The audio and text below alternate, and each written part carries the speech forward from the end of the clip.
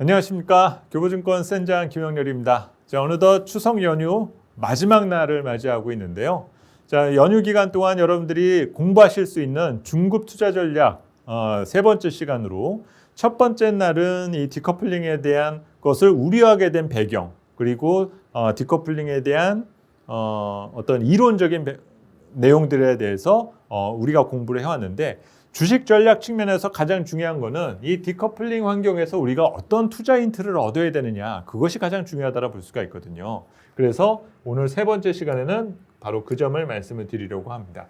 이 내용은 제가 지금 작성을 해서 여러분들에게 다 알려드리는 부분이지만, 아마도 내년 시장 전망을 하게 될 때 상당히 중요한 한 파트를 차지하게 되지 않을까 싶은 그런 내용으로 볼 수 있을 것 같은데요. 매크로적인 측면에서 봤을 때 디커플링이다, 뭔가 어긋나간다, 이런 느낌을 받는다라는 것은 첫 번째로는 우선 혼란스럽다라는 거죠.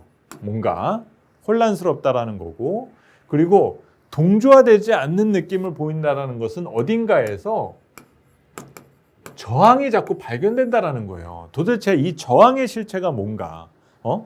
우리 주식시장 측면에서 첫 시간에 말씀드렸었던 것처럼 가장 먼저 우리 시장에 지금 저항 요인으로 작용하는 것들이 어떤 것들이 있습니까? 외국인의 매도, 이런 것도 저항 요인이라 볼 수가 있고요.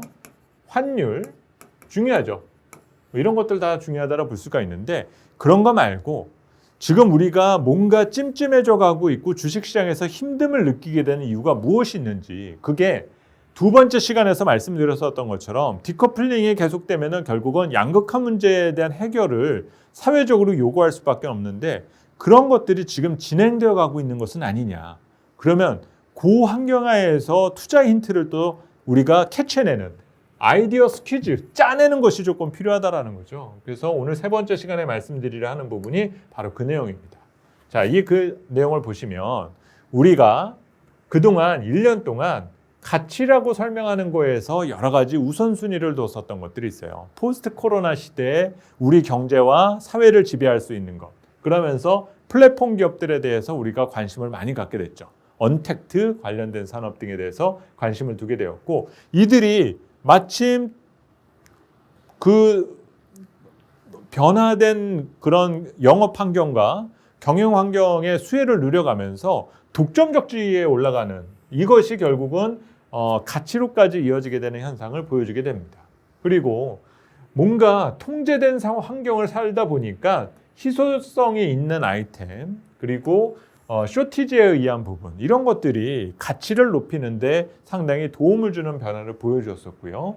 시장의 유동성이 풍부해지다 보니까 구매력이 강해지면서 상대적으로 가치가 자연스럽게 상승, 증가할 수 있는 그런 변화 등을 우리가 그동안에 누려왔었던 겁니다. 그런데 이런 가치에 대해서 우리가 그동안에 한참 인정을 해왔다가 요즘에 이제 경제가 조금씩 살만해지고, 그리고 정책 관련된 부분을 이제 이전에 경기 침체 이전에 정상 단계의 상황으로 되돌리는 상황을 계속적으로 하다 보니까 뭔가 찜찜한 구석 등이 보였다라는 거예요. 지금 사회적으로 뭔가 밸런스가 무너져 있고 양극화가 심화되어 있는 상태이기 때문에 이것을 조금 시정, 개선해야 된다라는 시각이 생겨나게 된 겁니다. 그러다 보니까 이 독점이 불편해진 거예요. 우리 경제를 되살려 줄 것이다라 보았었던 이 분야가 규제의 대상이 되는 상황으로 지금 탈바꿈되어 가고 있다는 거죠. 우리가 만약에 지금 부족한 것이 있다라면은 정부나 감독당국은 야, 공급 확대해. 그러면 되잖아. 문제는 이들의 이런 반응이 자꾸 밸류를 낮출 수도 있다라는 것들에 대한 불안감을 이제 투자자들이 느끼기 시작을 하고 있다라는 거죠. 여러 가지 제한되었었던 조건도 완화하고, 예전에는 그렇게 소비를 장려하고 이런 식으로 하던 것들이 지금은 오히려 조금 지나친 서비스 과잉에 우리가 빠져 있는 것은 아니냐. 그러다 보니까는 오히려 잠재 소비력이 약화되는 이런 문제도 귀결되는 현상이 나타나고 있다는 겁니다. 그러면 이제 앞으로는 새로운 투자처를 찾기 위해서 우리 경제가 이런 문제를 해결하기 전까지 피해가기 위한 조건의 대상이 어디가 될 거냐, 이것을 찾아내는 것이 가장 중요하다고 볼 수가 있어요. 그러면 여기에서 제가 여러분들에게 힌트가 될 만한 키워드 2가지를 말씀을 드리도록 하겠습니다. 여러분들이 이거는 정말 중급 가정의 고급 가정이다라고까지 얘기할 수 있는 부분 중에 하나고, 김 센장이 말하는 거 얘기가 좀 쉽게 이해는 잘 안 된다 생각이 드실 수도 있어요. 왜냐하면 저도 이거 자료 작성 중인 거거든요. 또 여기에서 보완하고 강화해가지고 내년에 다음 달에 자료는 또 쓸 거기 때문에 여러분들이 이해 안 되신다라고 너무 걱정하실 필요는 없어요. 차기 주도주가 될 수도 있는 이런 내용에서 여러분들이 이제 생각해야 되는 키워드가 2가지가 될 것 같습니다. 경쟁 그리고 구인. 이 2가지에 대한 키워드를 여러분들이 잘 추적하셔라. 내가 관심을 두고 있는 분야에 경쟁이 치열해지는지, 만약에 판이 끝났어, 경쟁은 끝났고 정부하고의 싸움이야, 이런 거는 의미가 없고요. 기업 대 기업에 대한 경쟁이 심화되느냐 그렇지 않느냐가 보여지는지, 그게 여러분들이 디커플링 환경이 만약에 시작된다라고 할 경우, 코스피가 박스권에 갇힌다라고 생각할 경우에 여러분들이 공략해야 되는 대상이 이 경쟁이 치열해지는 산업과 분야가 될 가능성이 크다는 거고요. 또 하나, 요즘 구인난이라는 얘기 많이 들으시죠? 이 시간당 임금을 올려주는데도 사람이 안 와서 사람을 못 쓰고 있어. 이거 상당히 가볍게 넘기서는 안 될 만한 내용입니다. 구인난이 힘들다라는 것은 높은 임금의 부담을 지불해서라도 우리가 빨리 사람을 데려다 놓아야만 우리 기업의 가치가 유지될 수 있다라고 믿고 있다라는 거예요. 아마존이나 맥도날드가 시간당 임금을 20불 이상 주겠다라고 이렇게 선언하게 하는 것들은 바로 그 사람들이 안 오면 가치를 유지하는데 어려움을 느끼기 때문인 겁니다. 그래서 이런 용어들이 많아지는 분야, 업종과 산업 등에서 올해 4분기 그리고 내년에 주도주가 나올 가능성이 크다라는 거예요. 물론 올해까지 우리 시장을 주도해 왔었던 기업들이 이 경쟁이나 구인 이런 부분에 같이 포함될 수도 있어요. 그런데 그러기 위해서는 정말 객관적으로 우리가 분석해야 될 부분들이 크다라는 거죠. 그러면 제가 이렇게 말씀을 드리면 상당히 포괄적으로 제가 설명을 드렸으니까 이해가 잘 안 되실 테니까 제가 조금 쉬운 예를 들어드리기 위해서 다음 장으로 설명을 하고 제가 3번째 시간을 정리를 하도록 하겠습니다. 자, 박스피 시대의 위너라고 저희가 지금 타이틀이 들어있죠. 이 기간은 아까 제가 첫날 말씀을 드렸던 2013년부터 2016년, 12년부터군요. 이 기간 동안에 각 해마다 가장 수익률이 좋았었던 업종을 지금 이런 식으로 랭크를 올려놓은 경우예요. 그래서 제가 하나하나 제가 설명을 드리도록 하겠습니다. 2012년 반도체, 호텔, 레저, 유틸리티. 여기에서 가장 주목되는 것은 바로 유틸리티입니다. 이때 당시에 한전이었었거든요.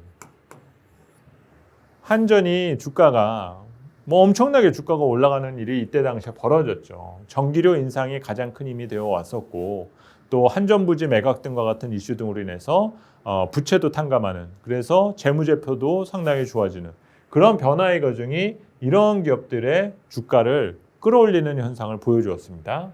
제가 하나둘씩 다 설명을 드린 이후에 제가 키워드가 될 만한, 아이디어가 될 만한 부분에 대해서 말씀을 드리도록 할게요. 2013년도 통신 서비스 5G가 처음에 이때부터 투자 내용 얘기가 나오면서 이때 당시에 KT나 SKT가 주가가 큰 폭으로 오르는 현상이 나왔었고요. 호텔, 레저, 유통 2014년도에 화장품, 한류죠. 그래서 중국 소비주들이 급등하는 현상을 보이게 됩니다. 이때 이게 가능했었던 거는 2013년에 시진핑이 주석 자리에 올라가면서 기쁘죠. 새로운 지도자가 등장을 했으니까. 그러면서 중국이 상당히 친화적인 전략을 가져가게 돼요. 그러면서 여행도 마음대로 보내주고 미국의 옥수수도 몇 억 톤씩 막 이런 식으로 사주고, 그러면서 상당히 펑펑 쓰는 이런 허니문 기간을 겪게 되면서 중국 소비주들이 메인으로 자리 잡게 되는 현상을 보여주었습니다. 그리고 2015년도가 되면서 건강관리가 무려 연간 수익률이 85%나 폭등하는 현상을 경험을 하게 됩니다. 이때 당시에 건강관리의 메인은 한미약품이 기술 수출과 관련된 이슈를 꺼내들죠. 그리고 바이오시밀러, 그래서 셀트리온이 여러 관계사들이 입성시키고 하면서 이들이 주가가 급등하는 현상을 보이게 됩니다. 2016년도는 반도체, 철강, 조선 이런 식으로 나타나고는 있지만 이들은 대부분 15년도에 크게 빠졌었던 주식 등이 대부분 반등하는 정도의 의미에서 주가가 올랐었고 16년도는 어떤 장이었었느냐? 바로 중소형주 장세였습니다. 그래서 코스닥이 엄청나게 주가가 급등하는 현상이 나왔었고 이때는 OLED 주식들이 그렇게 주가가 급등하는 현상을 보여줬죠. 그러면 이 나와 있는 업종들이 디커플링의 기간 동안에 위너였었던 종목들인데 그러면 이제 또 많은 분들이 오해를 하실 수가 있어요. 자, 그러면 지금부터 중국 소비주 사라고요? 바이오 사라고요? 이렇게 오해하실 수도 있습니다. 그렇게 생각하시면 안 되죠, 여러분. 아까 제가 디커플링 환경을 극복하는 데 있어서 뭔가 저항이 많아지고 규제가 많아진다는 얘기를 말씀을 드렸잖아요. 그러면 그와는 반대로 규제가 그렇게 강하지 않고 그리고 이미 게임이 끝나 있는 독점에 대한 그런 논쟁이 크지가 않은 그런 기업들이 오히려 이런 어려운 박스피 환경, 박스권 환경에 있어서는 최적화되어 있다는 거죠. 한전이 경쟁이 있나요? 전혀 없죠. 이거는 방향만 전하면 그 방향대로 그냥 가는 거예요. 그런 정책 수혜주들에 대한 부분 등은 그 기조가 그렇게 쉽게 안 바뀐다라고 볼 수가 있고요. 이때 보시면 화장품이라든지 면세점 관련 주식들 이들이 달릴 때 보시면 무슨 일들이 있었죠? 경쟁적으로 우리가 면세점 들어가야 된다. 시내 면세점 허가해달라. 서로 면세점에서 일하시는 분들 서로 스카우트하느라고 난리가 나던 시기였었죠. 그러면서 뭐 특혜 시시비 문제라던가 이런 어마어마한 경쟁이 보였었던 그런 거죠. 물론 중국 소비자라는 것들이 등장을 했었기 때문에 그런 것도 가능한 측면이 있었겠지만 우선 산업 자체는 이미 더 이상 새로운 판은 아닌 거예요. 그러니까 공정이라든지 이런 데서 막 개입을 해서 들어가거나 그래야 될 이유는 별로 없는 상태입니다. 뻔한 기업들이 여기 다 들어가 있어요. 누구나 알고 있는 기업들. 근데 그들 사이에 경쟁이 시작하면서 서로에 대한 가치 쟁탈전이 시작되는 현상이 나타나게 된다는 겁니다. 저는 내년 주도 종목을 바로 여기에 컨셉을 맞고 발견을 해내려 할 거예요. 어느 정도는 지금 그림은 이미 그려놨는데 제가 조금 더 이론적인 부분을 보강을 해야 되기 때문에 그 업종과 관련된 부분은 제가 추후에 다시 여러분들에게 설명을 해드리도록 하겠습니다. 마찬가지로 이런 거죠. 자, 건강관리, 바이오가 급등하는 현상을 보이게 됐던 이 시절 이 건강관리나 바이오라는 이런 항목은 우리 사회적인 효용 측면에서 봤었을 때는 비용이에요. 우리가 아프면 돈이 많이 들어가잖아요. 그 돈을 낮춰줄 수 있는데 중요한 게 바로 의료 분야라는 거죠. 그래서 그런 것들이 제가 봤을 때는 요 다음 사이클에도 바이오와 이 해당되는 분야는 충분히 그 기대감이 생겨날 수 있는 상황에 있다라고 저희는 판단을 하고 있어요. 근데 문제는 그 시대에 맞는 것들을 우리가 찾아내는 것이 가장 중요하다라는 걸 것 같고요. 또 우리 국내뿐만이 아니라 해외 기술 동향에 대해서도 우리가 체크해야 되겠죠. 2015년도 요 때를 전후해서 가장 핫했었던 이유 중에 하나가 우리 바이오가 강할 때 우리만 좋았던 게 아니라 해외도 좋았었거든요. 그러면 해외 바이오 시장에 대한 동향도 여러분들이 체크하는 것이 필요하다는 겁니다. 아까 제가 중소형주에 대한 부분 말씀을 드렸잖아요. 지금 저항이 어느 쪽으로 가해져 가고 있어요, 여러분? 중소기업들을 향해서 저항해 가지고 있는 건가요? 대기업들을 향해서 저항해 가지고 있는 건가요?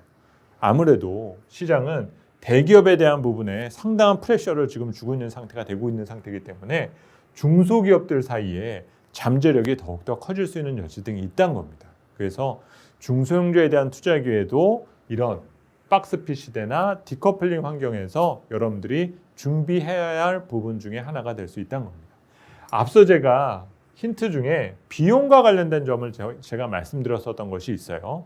비용이라고 하는 부분은 매출의 증가가 된다라면은 엄청나게 기업에게 이득이 될 수 있는 걸 거고요.